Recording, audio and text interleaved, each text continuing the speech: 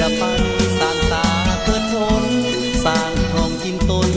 พุ่งเมืองวิไลล้างความทุกข์ยากหมดสิ้นจากไปนำความสดใสมาให้สาวนาหาแยงเงียงทางว่าความว่าไว้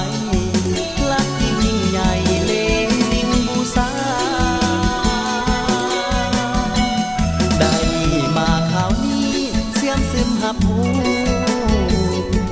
น้อมนบคุณครูอาจารย์ทุกท่านทั่วหน้าผู้เฮียนพวกเราผู้พันด้วยกันแน่นเหนียวแก่นกาสร้างดีเถิดนาไว้สมกส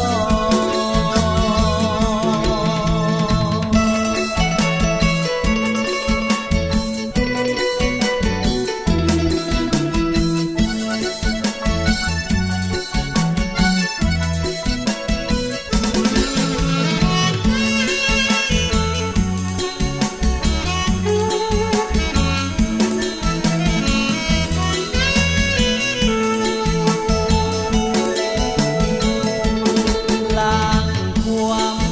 ทุกข์ยากหมดสิ้นจากไปนำความสดใสมาให้สาวนาหาแยงเคียงทางว่าความว่าไว้รักที่ยิ่งใหญ่เลลิงบูชาได้มาคราวนี้เสียมซึมหับหูน้อมนบคุณครูอาจารย์ทุกท่านทั่วหน้า